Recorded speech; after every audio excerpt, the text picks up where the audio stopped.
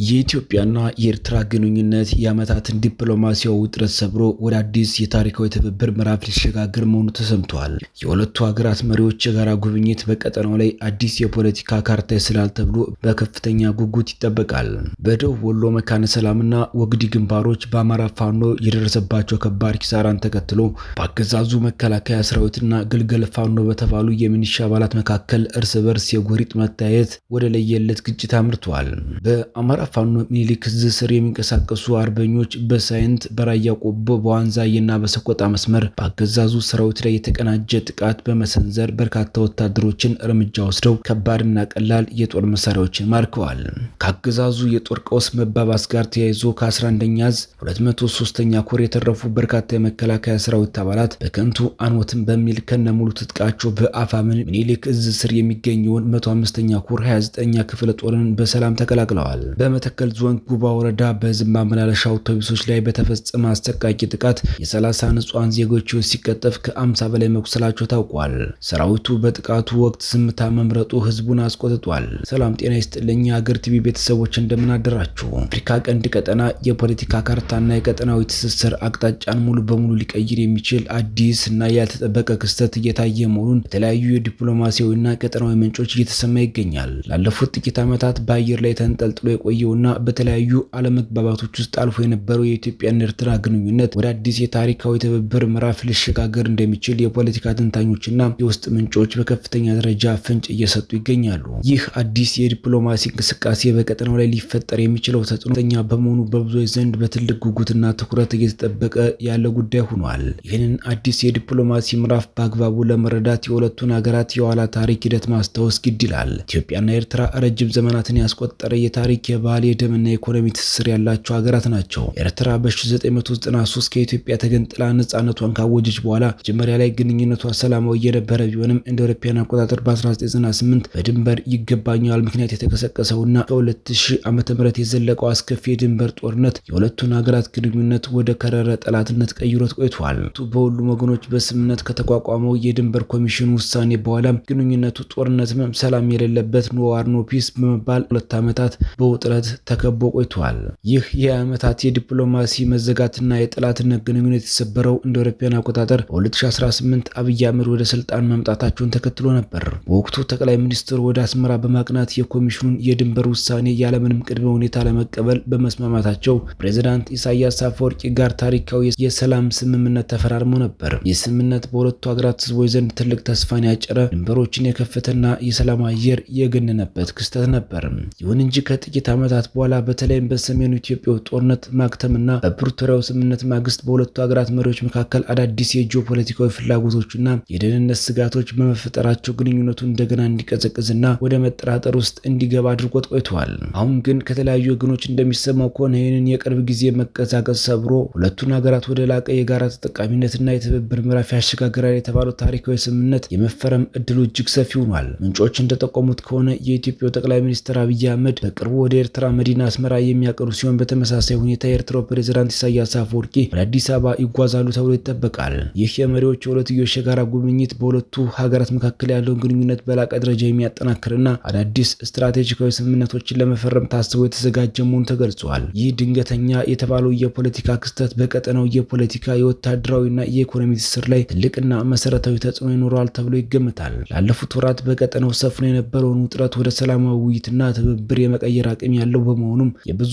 ዲፕሎማቶችን ትኩረት ስቧል። የኢትዮ ኤርትራ ግንኙነት አዲስ ምዕራፍ ሊጀመር ነው መባሉ በቀጠናው ትልቅ አጀንዳ በሆነበት በዚህ ወቅት በሀገር ውስጥ ባሉ የተለያዩ ግንባሮች ያገዛዙ ወታደራዊ መዋቅር ከፍተኛ ቀውስና የውስጥ መፈራካከስ እያጋጠመ መሆኑ ተዘግቧል።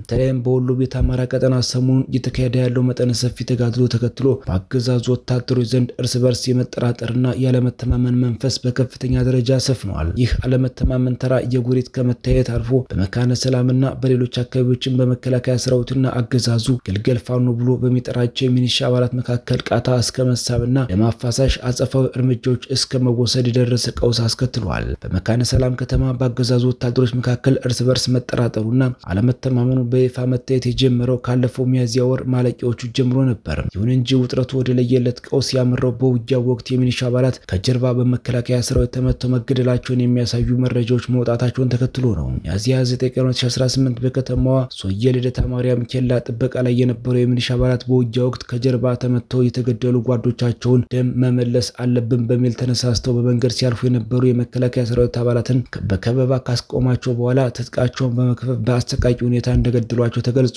ይህን ተከትሎ መከላከያ ሰራዊቱ አጸፋዊ እርምጃ ለመውሰድ አልዘገየም። ግንቦት 1 ቀን 2018 ምሽት በመካነ ሰላም ከተማ መርከብ አንበሴ የተባለ የሚሊሻ አባልን በመግደልና ሌሎችን በማቁሰል አጸፋዊ እርምጃ ወስደዋል። አካባቢው በአገዛዙ ወታደራዊ መዋቅር መካከል የተቀሰቀሰው የእርስ በርስ ግጭት በአሁኑ ወቅት ተባብሶ የቀጠለ ሲሆን መከላከያ ሰራዊቱ በተሳሳተ መንገድ መርታችሁ ለጥቃት አጋልጣችሁናል በሚል በሚሊሻ አባላት ላይ በውጊያ ወቅት በረቀቀ መንገድ በስተጀርባ የመምታትና የማጥፋት እርምጃዎችን እየወሰደ ይገኛል። በደቡብ ወሎና በሰሜን ወሎ በተለያዩ ግንባሮች በአገዛዙ ኃይሎች መካከል የተፈጠረውን ቀውስ ተከትሎ የአማራ ፋኖ ሚኒሊክ ዕዝ አርበኞች እጅግ ስኬታማ የሆነ የቆረጣና የደፈጣ ጥቃቶችን በማካሄድ አንጸባራቂ ድሎችን እየተቀዳጁ መሆኑን የደረሱን ዘገባዎች ያመለክታል። የሚኒሊክ ዕዝ አርበኞች በሳይንት ግንባር ባካሄዱት አውደ ውጊያ 83 ያገዛዙ ወታደሮችን እርምጃ በመውሰድ ታላቅ ድል አስመዝግበዋል። በተጋድሎ ቁልፍ የሆኑት የጠላት ይዞታዎችን መቆጣጠር የተቻለ ሲሆን በርካታ የጦር መሳሪያዎችንና ተተኳሾችን በፋኖ ቁጥጥር ስር ውለዋል። በተጨማሪም አንድ የአየር መቃወሚያ በቦምብ ጥቃት ሙሉ በሙሉ ከጥቅም ውጭ ሲደረግ 3 ወታደራዊ ተሽከርካሪዎች መውደማቸውም ታውቋል።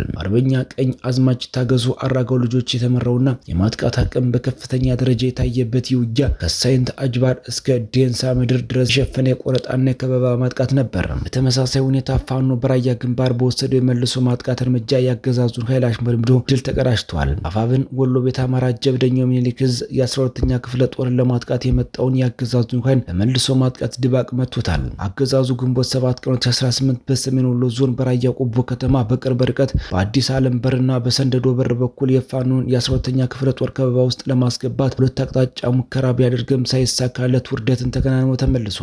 የቀድሞው የዞብላምባ ክፍለ ጦር ሰራዊት አባላት የነበሩት የአሁኑ የ12ኛ ክፍለ ጦር ልማደኛ ተዋጊዎች በሁሉም አቅጣጫ የመጣውን የብልጽግና ሰራዊት በመከላከልና በመልሶ ማጥቃት መጠነ ሰፊ ኪሳራ አድርሰውበታል። በአርበኛ ሀብተ ማርያም መንበሩ የሚመራው የ12ኛ ክፍለ ጦር በሻለቃ በመከፋፈል በሁለቱም አቅጣጫ የመጣውን የአገዛዙን ኃይል ላይ ቀድሞ ገዢ ቦታዎችን በመያዝ በሞርተር በዲሽቃ በመትረየስና በስናይፐር አይቀጡ ቅጣት በመቅጣት ከፍተኛ ሰብአዊና ቁሳዊ ኪሳራ አድርሶበታል። ስለት የሌለው የብልጽግና አገዛዝ ባቀደው ልክ ሳይሳካለት ሞትና ቁስለኛውን ሳይሰበሰብ ክንደ ብርቱዎችን የ12ኛ ክፍለ ጦር አባላት መቋቋም አቅቶት ወደ መጣበት በሽንፈት ተመልሷል። የ102ኛ ኮር አባላት የጦር ሰፈራቸውን ሳያስደፍሩ የኃይል የበላይነት የወሰዱ ሲሆን አገዛዙ በአንደኛ በሁለተኛና በሶስተኛ ሻለቃ ብርቱ ምት በመፈርክረኩና አስክሬን ለማንሳት ባለመቻሉ የአየር ኃይል ቢጠቀምም የፋኖን ክንድ ነበልባሎች ማቆም አልቻለም። በመጨረሻም የፋኖን ጥቃት መቋቋም ያቃተው አገዛዙ በግምት ባስወነጨፈው ከባድ መድፍ በዋጃ ከተማ አቅራቢያ በተለምዶ ዋልካ መንደር ተብሎ በሚጠራው አካባቢ በሁለት ንጹሃን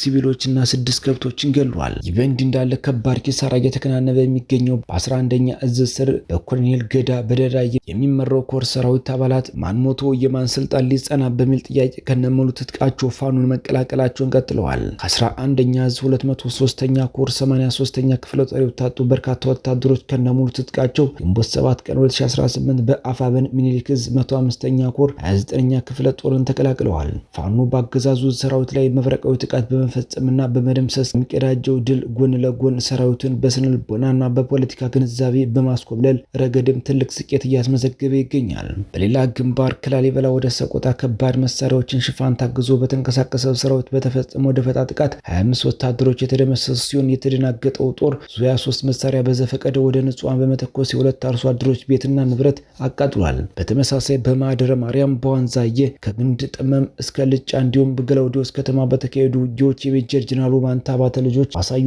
ድንቅ የጦር ጠበብት በመካናይዝድና በድኑር ታግዞ ይንቀሳቀስ የነበረውን የአገዛዙን ጦር አከርካሪ ሰብረውታል። የሀገሪቱ የውስጥ ሰላምና ደህንነት በከፍተኛ ደረጃ ውስጥ መላሸቁን በሚያሳይ መልኩ በመተከል ዞን ጉባ ወረዳ በዝማ መላሽ አውቶቡሶች ላይ በተፈጸመ ጥቃት የ30 ንጹሃን ዜጎች ህይወት በአሰቃቂ ሁኔታ ተቀጥፏል። የመከላከያ ሰራዊት ካምፕ ባለበት አካባቢ የክልሉ ልዩ ኃይል የደንብ ልብስ በለበሱ ታጣቂዎች የተፈጸመው ጭፍጨፋ የስርዓቱን መላሸቅና ከተፋጣ ኃይሎች ጋር ያለውን ጥብቅ ቁርኝት ወይም ግዴለሽነት ይፋ ያደረገ ነው በሚል በብዙዎች ዘንድ ተወግዟል። ግንቦት 4 ቀን 2018 ዕለተ ማክሰኞ ጠዋት በመተከል ዞን ጉባ ወረዳ አይሰዲ ቀበሌ ወጣ ብሎ በሚገኝ ስፍራ ከአሶሳ ወደ ግልገል በለስ ሲጓዙ በነበሩ ተሽከርካሪዎች ላይ የታቀደና አሰቃቂ ጥቃት ተፈጽሟል። ጥቃቱ የተፈጸመው የመከላከያ ሰራዊት ካምፕ ባለበት አካባቢ መሆኑን የዓይን እማኞች አረጋግጠዋል። ዜጎች በካምፕ አቅራቢያ ታግተው ሲታረዱና ሲዘረፉ የመከላከያ ሰራዊቱ ዝምታን መምረጡ የአገዛዙን ተባባሪነት ወይም የዜጎች ደህንነት የመጠበቅ ብቃት ማጣቱን የሚያሳይ መሆኑ ተገልጿል። ጭፍጨፋውን የፈጸሙት ታጣቂዎች የቤኒሻንጉል ጉሙዝ ክልል ልዩ ኃይል የሚለብሰው ወታደራዊ የደንብ ልብስ የለበሱና እንደ ብሬን፣ ስናይፐር ያሉ የቡድን መሳሪያዎችን የታጠቁ መሆናቸው ታውቋል። ይህ ሁኔታ ጥቃቱ በአገዛዙ መዋቅር ውስጥ ባሉ ወይም የክልሉን ወታደራዊ አልባሳት በቀላሉ ማግኘት በሚችሉ ኃይሎች የተቀነባበረ ስለመሆኑ ማሳያ ነው ተብሏል። ታጣቂዎቹ አውቶቡሶችን አስቁመው ተሳፋሪዎችን ወደ ጫካ ካስገቡ በኋላ ንብረታቸውን ዘርፈው መሬት ላይ በማንበርከክ በአሰቃቂ ሁኔታ ረሽኗቸዋል። በዚህ ምክንያት ቢያንስ 30 ሰዎች ወዲያውኑ የተገደሉ ሲሆን ሌሎች ከ50 በላይ ተጓዦች ደግሞ ለከባድ ቁስል ተዳርገዋል። በቆሰሉ ዜጎች የደረሰው ግፍ ሳይበቃ በአካባቢው መንገዶች በመዘጋታቸው ምክንያት ተጎጂዎቹ ወደ ሆስፒታል በፍጥነት ወስዶ ለማከም አልተቻለም ነው የተባለው። በመተከል የደረሰው ጭፍጨፋ አገዛዙ ዜጎችን ከመጠበቅ ይልቅ ለጥፋት ኃይሎች መፈንጫ ማድረጉን፣ ንጹሃንን ለሞት አሳልፎ መስጠቱን የቀጠለበት ሌላው አሳዛኝ ክስተቱ ነው ተመዝግቧል። የተከበራችሁ የሀገር ቲቪ ተመልካቾች ከኢትዮ ኤርትራ የኋላ የታሪክ ሂደትና አዳዲስ የዲፕሎማሲ ምዕራፍ ጅማሮ በሀገር ውስጥ በተለያዩ ግንባሮች እየተካሄዱ ያሉትን ውጊያዎች፣ የወታደራዊ መዋቅሩን የውስጥ መፈራረስና በመተከል የተፈጸመውን አሰቃቂ የንጹሃን ጭፍጨፋ የዳሰሰው የወቅታዊ ዜና ስብስባችን በዚሁ ይጠናቀቃል። እውነተኛ ድምፅና ወቅታዊ መረጃዎችን በፍጥነት ለማድረስ የምናደርገው ጥረት እንቀጥላለን። አብራችሁን ስለነበራችሁ እናመሰግናለን። ጤና ይስጥልን።